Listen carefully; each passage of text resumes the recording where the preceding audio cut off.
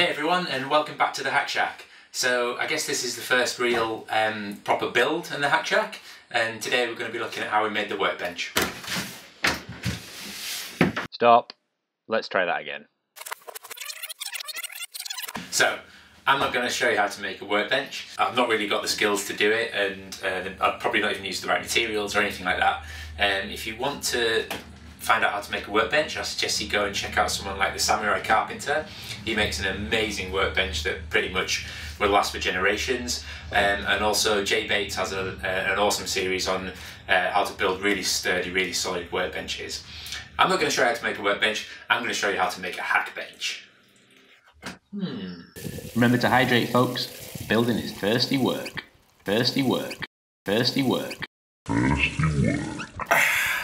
HB, hydrate. Oh yeah.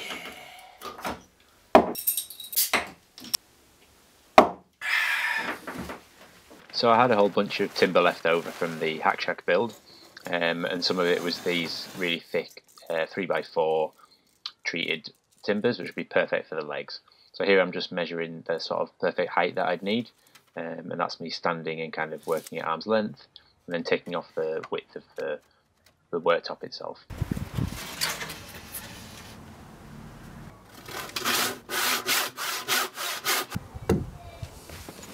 And then this is an old kitchen counter that I had, so the kitchen just had redone recently, and this was the one of the worktops. It's pretty beat up, it's pretty old and dirty, it's covered in all the sort of sealant and stuff, and it's a little bit warped as well, so I'll address that later.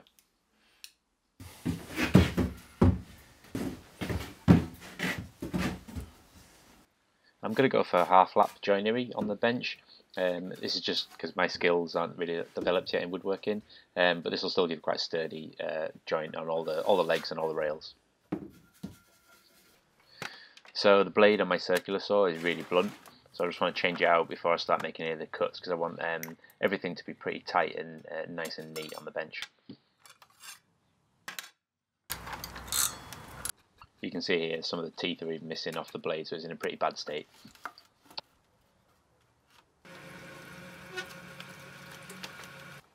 So I'm just using the circular saw here to remove most of the waste in the joints, and I'll clean it up later with a chisel. A quick pass with the planer, because this treated timber is pretty rough to the touch. I don't want it super like fine finished, because this is the Hack Shack, it's not the polished palace.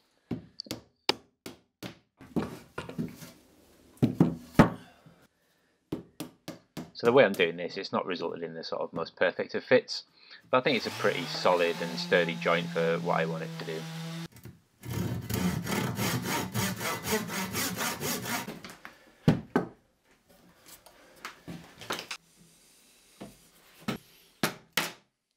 Like most things in the Hack Shack, this was a sort of learning experience for me, and I got better at the joints as I went along. This one's much neater than the first attempt.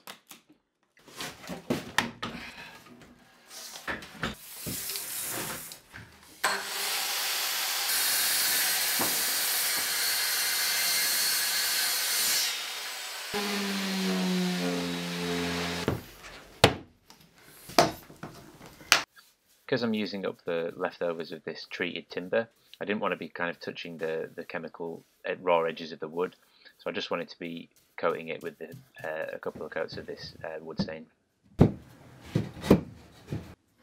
Just checking for square, and even with my sort of rough and ready joinery, I was quite surprised that it actually came out pretty much perfect.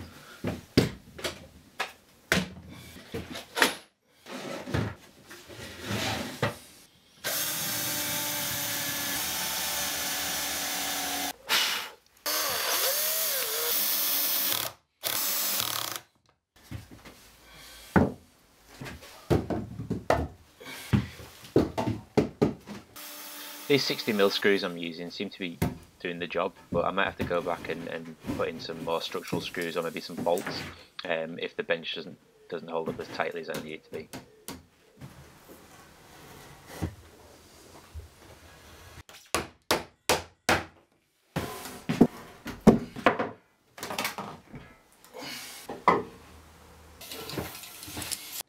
This old kitchen countertop's a little bit warped, I'm going to have to attach it from the top. Now I know this isn't ideal, obviously, if you're using a bench for like woodworking and things, having the screws come from above, and maybe in future I'll try and reattach it from the bottom. So it was this end in particular that was a little bit warped, and it basically was just coming up to the right edge. It was raised up about sort of 5 to 10 mil. So it's just a case of straightening it off with the planer.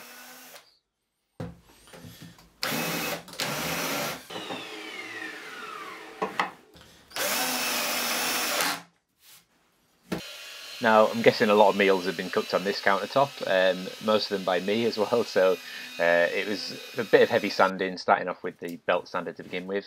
The dust bag didn't fit properly, so I had to bodge it on, and then it was a case of going down into the orbital sander just to get going through finer and finer grits to about 180, and that was where I finished.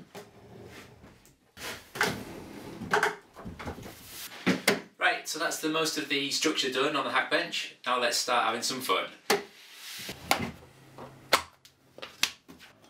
So I took one of these little stubby Belgian beers as kind of the starting point for the beer fridge, mainly because it's delicious, but also because it's got quite a wide diameter. So I knew if this one would fit, then most of the beers would fit.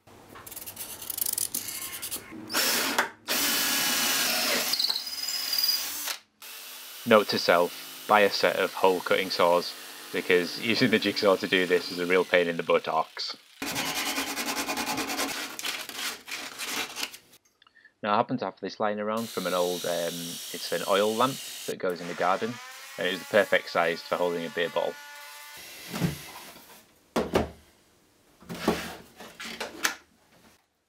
So now I've just got to ensure that the hole in the fridge lines up perfectly with the hole in the hack bench.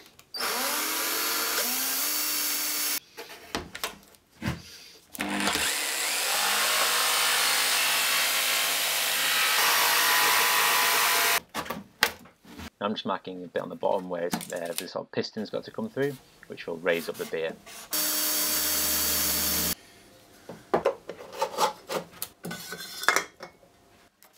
This old bike pump happened to have the perfect travel that I needed in order to lift up the beer and the sort of lid up out of the bench.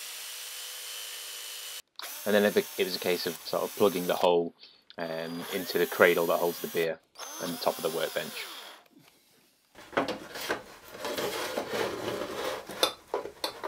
I need to build some sort of cradle to hold the fridge underneath that bench, and it's just really simple, a little bit of OSB and a couple of struts, but once this was screwed in, it was really sturdy and really held the fridge tightly in place.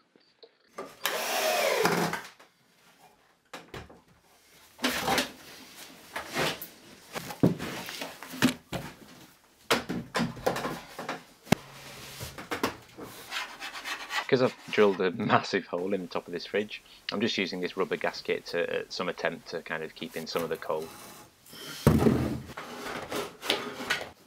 Now it's just a case of working out what hardware to use for the mechanism. I've got this old electric door strike, which will be really helpful in releasing the beer.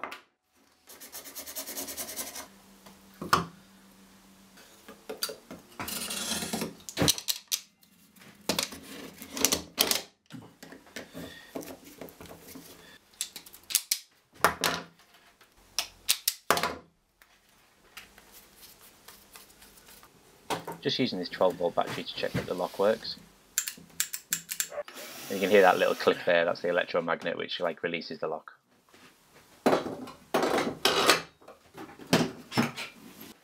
So the reason I wanted a lock on is because basically I didn't want beer to just be randomly popping out of the bench whenever I was using it, so I needed a way to turn the lock on and off.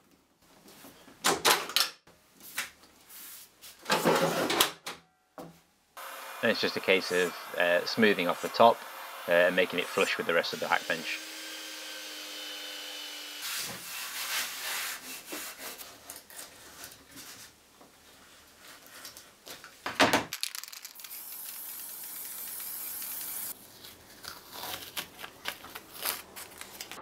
Just finishing the bench with this exterior varnish. It should give a pretty durable coat, and also I'm cheap and it's all I had lying around.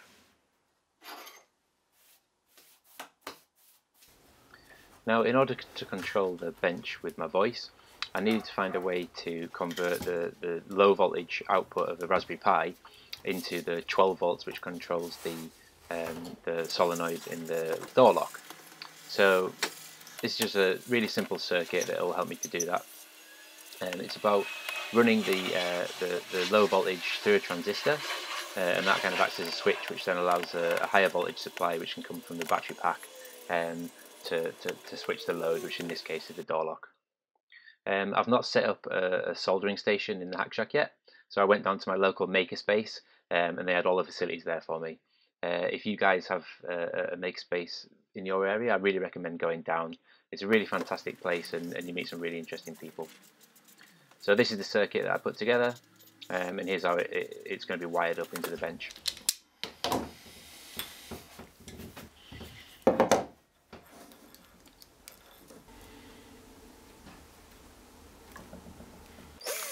You see me looking down when I'm giving commands to the Hack Bench, and that's because the microphone is mounted underneath the bench. It's actually kind of creepily a webcam, so it's more like a crotch cam. Yeah, Pickle Rick!